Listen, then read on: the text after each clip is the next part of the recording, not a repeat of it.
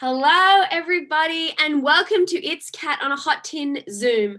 I want to start by acknowledging that Improv Theatre Sydney performs and teaches and has fun on the traditional lands of the Gadigal people of the Eora Nation, and I want to pay my respects to elders past and present. And we have improvisers from all over the country tonight, so they are all on different traditional Aboriginal land, and so we would like to extend that respect to all Aboriginal and Torres Strait Islander peoples. My name is Claire. I am your host for tonight's It's on a Cat Tin Hot Zoom. I've mixed up the words and now they're all mixed up in my head and I cannot untangle them. But what you are going to see tonight is a beautiful improvised Tennessee Williams style play. It's set in the murky 1950s, sometime around then, in a small American town in the South. It's going to be a beautiful show. It's going to be dramatic. It's going to be funny. It's going to be poignant. It's going to be metaphorical. Who knows what will happen? Now, I would love to introduce our wonderful improvisers to you tonight who are going to be spinning these tales. So, cast, as I say your name, feel free to come on. We've got Amy. We've got Lliam. We've got Anna. We've got Ciaran. And we've got Maddie. Hello, everybody. How are you all going this evening? TGIF. So well. So well. Are you guys ready to just to get into it? Have you got your fans and your accents ready to go? Your cigars. Liam's got a cigar. I'm ready. All right. Well, I've sent past your wonderful suggestions, so I'm going to disappear. Enjoy the show, and please give a round of applause to It's on a Cat Tin Zoom.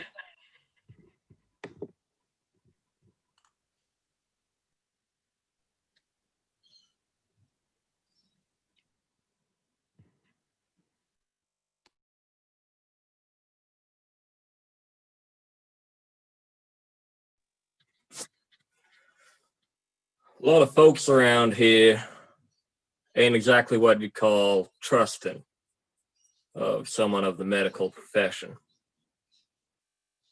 They kind of treat you like a glib necessity of living, but they really don't wish you were around. You walk down the street, no one seems to really quite know who you are. They avoid eye contact, they keep on walking. But in my little office, the secrets of this town that I've seen, young girls, old men,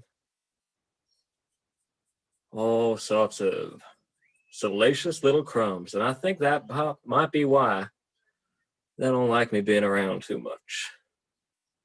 Maybe I know a little too much about what happens behind all those shut porch doors. Maybe they're worried I'm judging them. Maybe I am judging them. All I know is I came here to get away from a place where I'd have competition. So they might not like me here, I might not like them. But they need me. That's all I need. Hello, Jezebel. What can I do for you today? Lafayette. Well. If it isn't the biggest crooked quack who ever did come on down from the city. Doctor, my prescription ain't working. Your prescription ain't working. You said my rash would have cleared up, but it hasn't gone anywhere. If anything, it's gotten worse. It's spread from my back all the way round to my front. Jezebel, I'd remind you, the prescription was just one part of my treatment plan. Do not presume to address me by my Christian name. I apologize, Miss March. Go on. I will remind you that the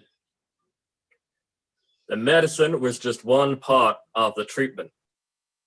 Have you been avoiding, shall we say, contact with those of the opposite gender?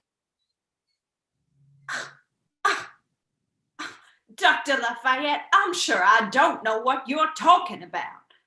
Well, you might not know what I'm talking about. Maybe I don't know how to cure your rash. Doctor, as you address me by my proper name before Miss March, you will notice that I am unmarried. And as a God-fearing woman, I've got my Bible right here, a God-fearing woman, I do not know what you mean to imply. I've never been insulted so in my life. Are you quite done, Miss March? No, I'm not done.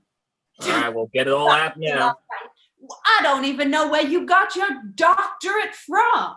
Who says that you're a real doctor? May I speak?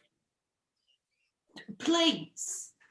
I haven't told you where I got my doctorate from, so I doubt you'd have even heard of it living in this tiny little backwater town. Second of all, as a God-fearing woman, I noticed you didn't go into the church to cure your rash. You came into my office. Now you're going to listen to what I have to say, or you're going to go and pray that rash away. I have prayed and prayed and prayed, and it didn't do nothing for my rash, so I came to you as a last resort.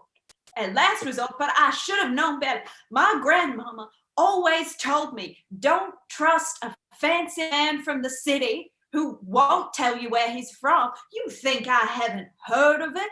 Well, maybe it's because you made it up. Maybe you're from nowhere and no place and you ain't no doctor at all. Your grandma died at the age of 62 from a paper cut that she didn't treat. It got infected and got gangrenous. She didn't listen to me. Just like y'all not listening to me, and we had to bury her. 62 is a ripe old age. I hope to God that I'm so to live to 62, but given your medical ministerings, I am unlikely to. Well, Miss March, the way I figure it, you can walk out of my office, you can head right on over to that there church, and maybe you can, in a few years, you can join your grandma in the dirt with your pride and your God and all your religion. And you can leave me in my office in peace. And pretty soon, all the town will stop listening to me, and the whole town will leave me in peace, and it'll just be me in this quiet, little, dead backwater. If you hate it so much, why did you come here? Some of us are proud to be from here. It's a nice town with nice people. You think you're better than us, don't you? Don't have to think it if we already know it. Goodbye, Miss March. Miss March. Oh, Luann. Hi. Look what I found. I've got a critter in here. I say. And I'm feeding him some lime. Lucky boy. And what kind of critter is that, Luann? I can't quite see properly. It's a beetle. I think it's a beetle. It's got 7 legs. Well. Isn't that something? You got an inquiring mind, Luann. You're going to make something of yourself. I'm sure of it. Really? Yeah. I came to invite you over to supper with my daddy. He's very much hoping that you'll accept the invitation, and if I give you the invitation, you won't shout it down because you wouldn't want to shout at me. Ah, well, you got your clever mind from your papa. I'll tell you that. He is one for scheming, isn't he? Devious little schemes your daddy comes up with. I don't think they're schemes. I think they're brilliant. Well, yes, you would. Luann, I unfortunately am under strict instructions from my doctor. I can't be mixing with the opposite sex. I've got this rash, and he swears that it's going to exacerbate things if I go a-mixing. Well, that doesn't make much sense to me, Miss March. No, what about if you sat on the porch and you could talk to Daddy through the window? Luann, you're young. You don't know how things work in this town yet. Do you know what people would say if they saw me sitting on your daddy's porch? They'd say, there's Miss March, and she enjoys a porch swing just like anybody else. Yeah, but they know that I've got a perfectly good porch of my own. Well, I could come and sit on your porch swing so that it's taken, and then people would know why you had to come and sit on our porch swing. Oh, please, Miss March. I was hoping that maybe you, well, that you and my daddy might get along. Oh, Luann, you're a sweet girl, and I love it when you come round. I really do. You bring me all kinds of wonderful things to show me, and I sure am going to miss you when you grow up and go off to some big city college, like I'm sure you will, to fill that head full of knowledge. But, well, the thing is, Luann, I'm not of that disposition to be getting along with people's daddies. You're mean? I'm mean? Are you mean? No. Are you a witch? I am not a witch, Luann, and that is a nasty thing to call someone. Well, you always put out a pumpkin at Halloween. Because I think they brighten up the neighborhood, Luann.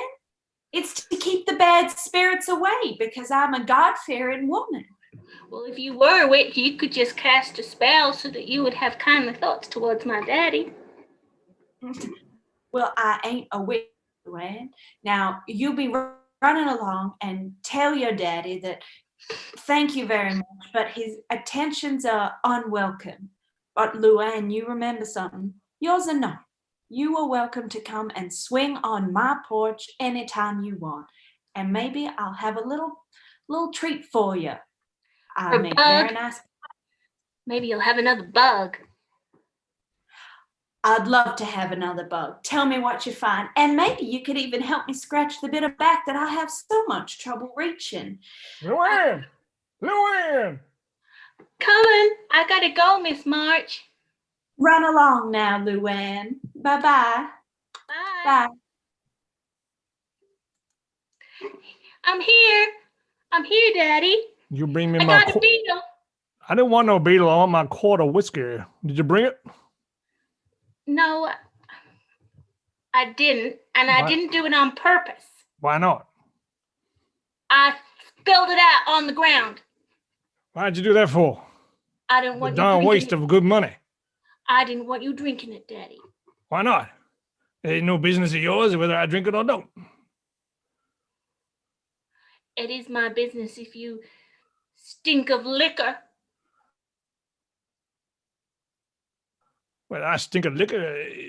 That's how I present myself. That's how I present myself. You're a child. You can't make those kind of decisions. Did that old scratcher down at the store tell you to tip it out on the side of the road? Well, I was reading a poster about temperance. Temperance? What are you going messing with them for? Oh, they're very kind. The Temperance Union is very kind. They're And nothing, ever since nothing but a bunch of busybodies and stick insects. Well, Daddy, ever since the factory closed down, you've been so wretched. And I told them so, and they said, is he drinking? Is he taking to the drink? And I said, yes, every night. It's true, Daddy. I know it. I know it. The factory was keeping this town together, and now it's nothing but a shell of itself, like a cicada shell on a tree, just sitting there. People look at it and they say, well, "Isn't that interesting? It used to be something, but now it's just a shell.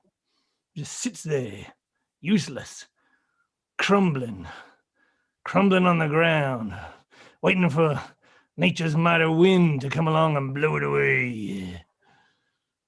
Just like all of us." You know what, Daddy? What? I was thinking that maybe now you're not working so hard during the day, you could get back to writing your stories. I would write my stories, except the immense pain in my legs from this thrombosis is refusing me to get my brain in order. That's why I need the whiskey. Daddy, you were lying to me. Your thrombosis isn't going to stop you from typing or talking. I could type. You can't You type. can tell me what You to can't type. type a snitch. What are you talking about? You can type. Where'd you learn to type?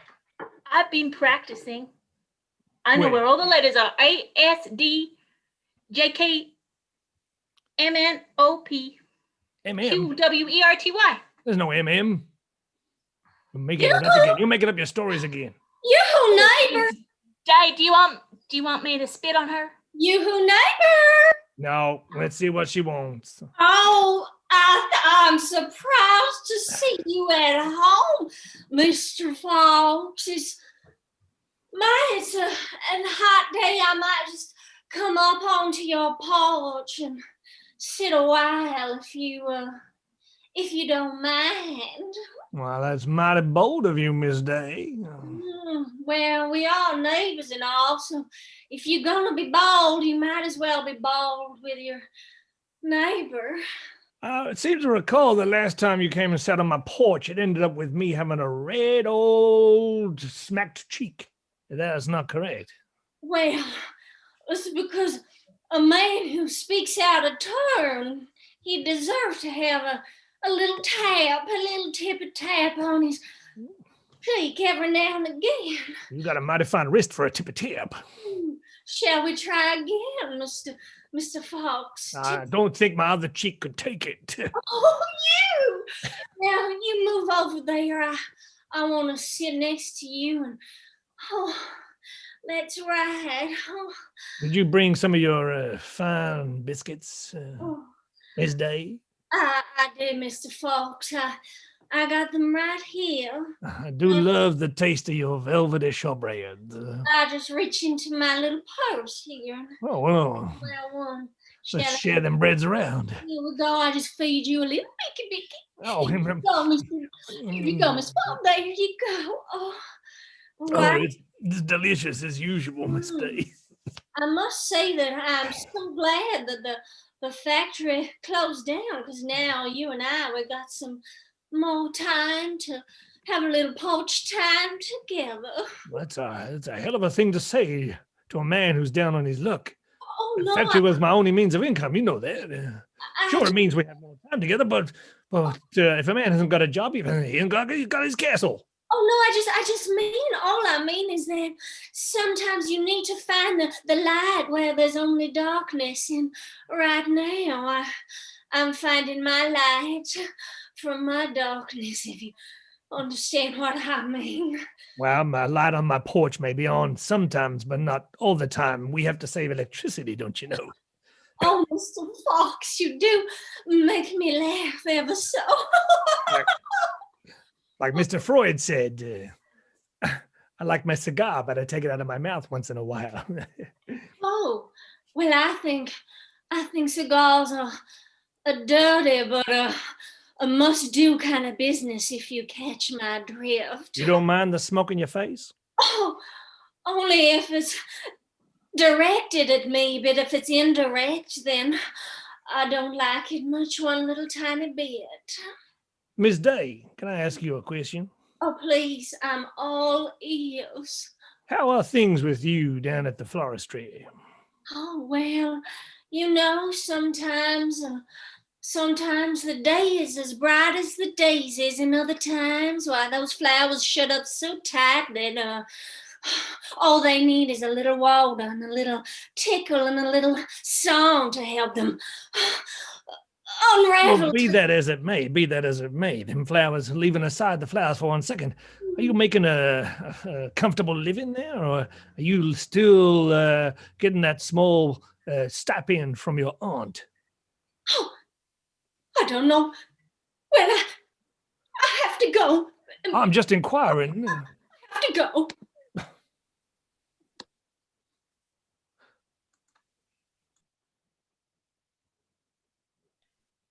People get so terribly excited when they announce that they're going to build a new factory or open a new shop in town. it's the talk of the town. It's all anyone can think about. And they just think, what's it going to bring? What's it going to do for us? It's like it's going to completely change a place or revitalize it. And then sooner or later, it shuts down and you're left exactly where you started off, if not worse. So, a few more people have lost their jobs, a few more people have left town. So much wasted potential. There's a lot of wasted potential in the people of this town, too. It's everywhere I look. It's in me. But then I look at little Lliam, and she's like that new factory they're building. You know, you think, gosh, what's she going to grow up to do? You just hope that she doesn't waste her potential either. I couldn't stand to see her go the way of that factory.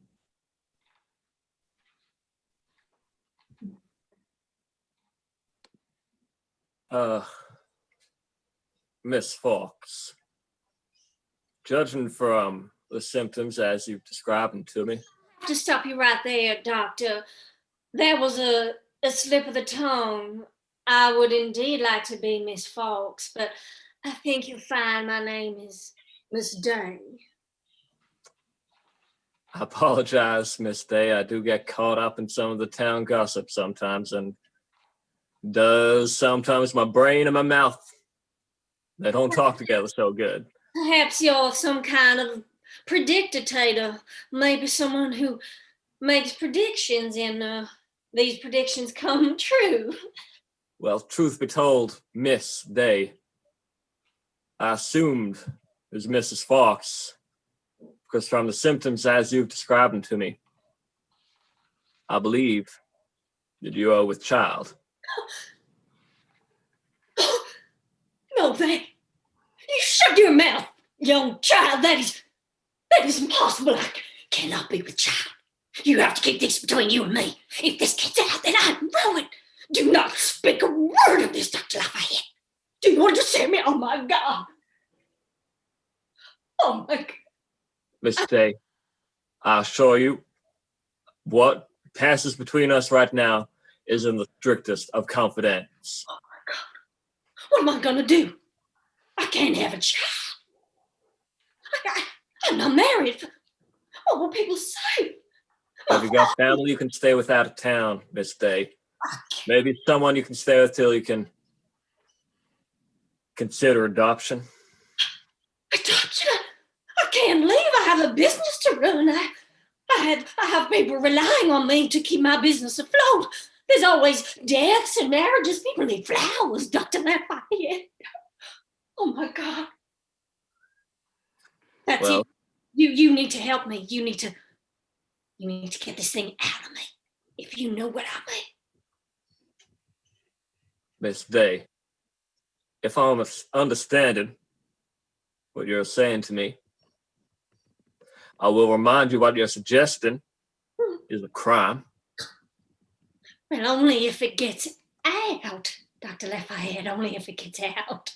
And it would be contrary to the Hippocratic oath I took.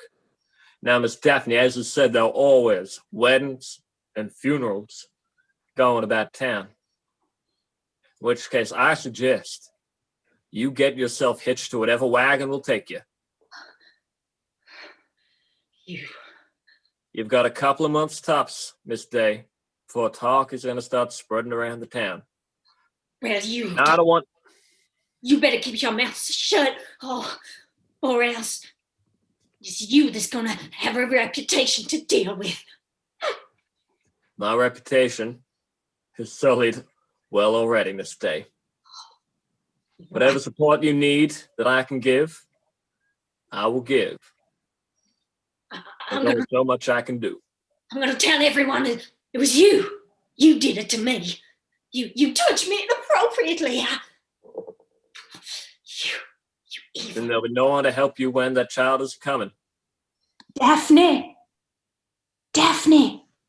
What is a child? Don't you child me, Daphne. I'm at least 3 years older than you. Very well. Miss Mulch, what's the problem? Oh, don't go getting all high and mighty like you didn't appear on my porch in a flap and ask me to come over after sunset. You invited me here. Oh, God. I'll leave if I'm not welcome. God knows it's a trial on my patience to spend time with you. I didn't know who else to turn to. You're the only one that I can trust. I am with child. Oh, Daphne. Jason, well, you need to tell me about that man in the town that helped you out when you were in trouble. Those were vile and unsubstantiated rumors. Oh, we all know that you did not leave the end of school just to go off and travel. You need to help me. I'll do anything. And why would I help you? What could you possibly offer me? What could I possibly have to gain from helping you, of all people? I have a business. I would give you everything. Totally over to you. Solely your business. You can do with you like. You just have to promise me that those flowers will not be damaged in any way. You need to make this happen. I'll make the arrangements.